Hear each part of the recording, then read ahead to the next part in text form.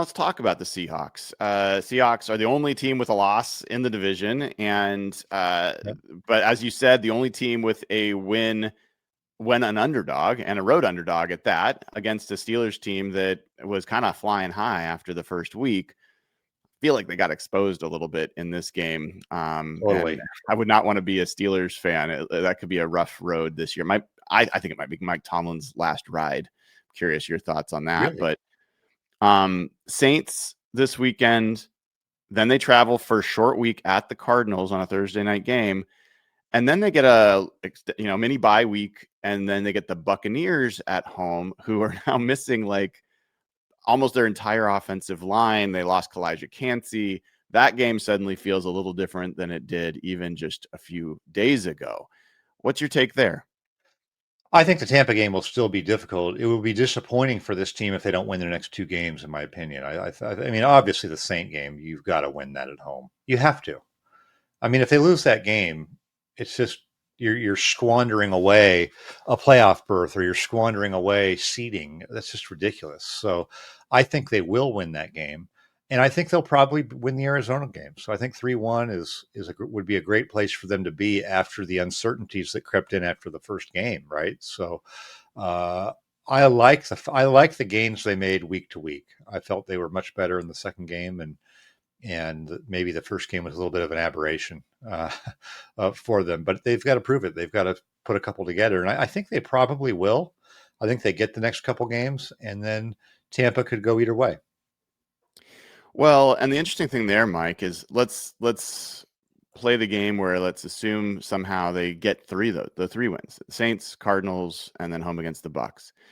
They'd be 4-1 at that point. Yeah. And then you'd be going to the Jaguars, which again, we don't exactly know who they are.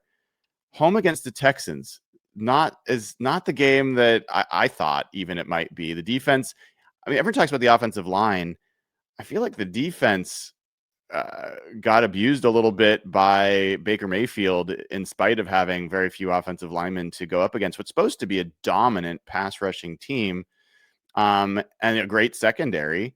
And then the Commanders at Washington, we'll find out what's going to go on with Jaden Daniels, but that I'm not sure that team is stepped forward. It might have stepped backwards.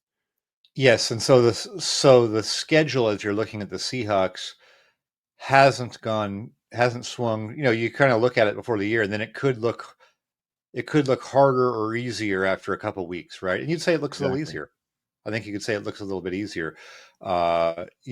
Houston, eh, that may tell us something about Tampa, though. See, I think Tampa's a good team, Mm-hmm. and they've proven it year after year to be kind of a playoff team, even though it's in that division. They've played teams tough. They played good teams tough, uh, and I kind of like them. So the way Houston looked could have something to do with Tampa. I think Tampa's a good team, so that'll be a tough game for Seattle, even though it's at home.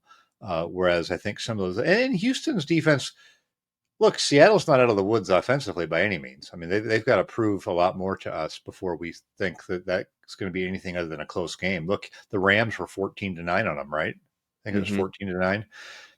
Was that the Rams score on the Houston? I think it was Yes. 14-9, and they're both touchdowns that I think they doubled up. It was the last possession of the first half and the first of the second half. Otherwise, I don't think they scored. So that could be a total dogfight with Houston. I think Houston and Tampa will be tough games for Seattle, regardless. So it's fun to look ahead and say, "Oh, that looks easier. That looks easier." But you're also lost at home to San Francisco, Mm-hmm.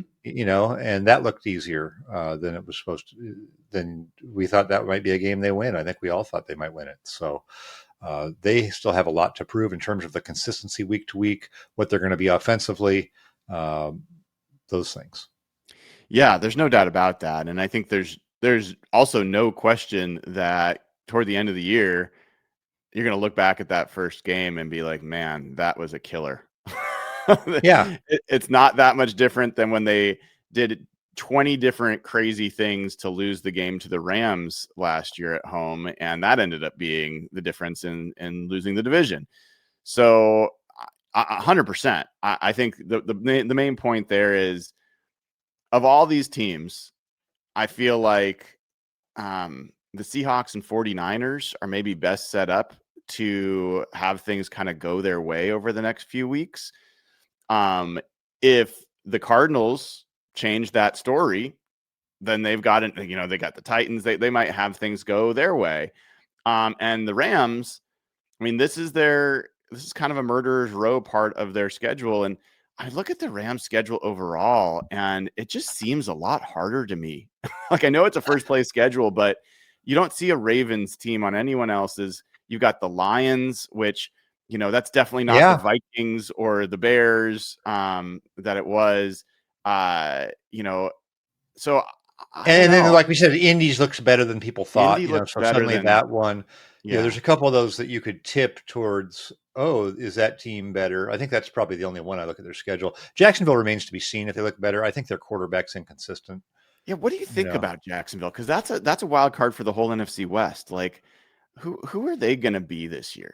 I think they're going to be up and down. I think their quarterback is not consistently accurate, and I think that creates problems for them. So, they've beaten Carolina and lost to Cincinnati when they didn't really, it wasn't like a Joe Burrow shootout there, and they lost the game. So, uh, I don't think Jacksonville's that great. Mike, other thing I wanted to ask you about the article that came out with Geno Smith and his comments about leaving Seattle and Hmm. didn't fit the aesthetic and all that kind of stuff. Yeah. I was kind of curious your impression of what's going on with the Raiders, who kind of got stomped by the Chargers, and what you thought of kind of how Geno chose to handle that. Well, look, I don't think the Raiders are that good. I think we, saw people talk about good Geno, bad Geno, and I think we've seen that in the first two games. So I do think he is better than what they've had. He raises their ceiling for sure, compared to Aiden O'Connell, and he's going to have some big games, but I think he's also going to have some down games, and we saw that. They're not that good of a team around him either. As far as his comments, I mean, um, look, I think him leaving and DK leaving, and even to some extent Tyler Lockett leaving, he's in a different position because he's an older player. But really, we're about a cultural change in Seattle, and I think those guys were had a great affinity for Pete, and were all in on Pete. And it doesn't mean they don't like Mike McDonald, but it's being run a different way now. And I think those guys were a little bit of casualties of that. Now, Geno's goes back a year before that when he wanted the new deal, and they said no. And then he said, screw it. I'll only take a really top, huge deal from you. I'm not going to, if I'm going to take less than that, I'll go somewhere else.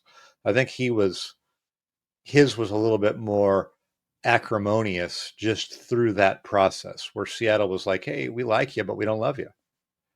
Yeah, and one more quick thing here is Seahawks got a lot. John Schneider especially got a ton of criticism this offseason for the move to go Yeah. from Geno Smith to Sam Darnold, to move on from DK Metcalf, bring in Cooper Kupp and Marquez Valdez-Scantling, and um, I'm curious, like, based on what you know right now, would you expect that at the end of the season that people are going to look back at that and say, man, the Seahawks are fortunate that those guys wanted to be moved and that the Seahawks made some good moves? Or do you think that it's going to most likely, go back the other direction and people are going to be like, yeah, the Seahawks really, really made some mistakes there? I think it could be. Look, I don't think the quarterback thing is necessarily going to be the one that people are could look back on. I do want to see what Seattle's weaponry is like over the course of the season, and I think that really depends on Horton and Arroyo, their young guys, developing into what they think they can be. But I don't think that there's a spot for DK on this team. Do you? No. And I feel like the moves are. I feel like the moves totally make sense, even if at the end of the year you say they could sure use someone as talented as DK. Don't you agree with that? well, yeah, and we haven't seen Nicky Manwari, who is one of the guys that essentially came back from the third round pick they acquired from the Steelers to be traded up and draft Nicky Manwari. So, The, yeah, I'll say this: the talent of those players is one thing. The fit and where it was at is another. And I think that component of it is something the Seahawks understood more just knowing their own team and their own where they're at with their new coach than somebody from afar would say, just looking at it on paper. And I felt like this season they could have used DK Metcalf with a feeling great about being in Seattle and being a never ever going to be a problem. They could definitely use that. Is that what they were going to get from DK at this stage? When Didn't seem JSN like it. may be the number one target? Mm-hmm. I don't think so. Now, does that mean I love the Cooper Cup deal? No.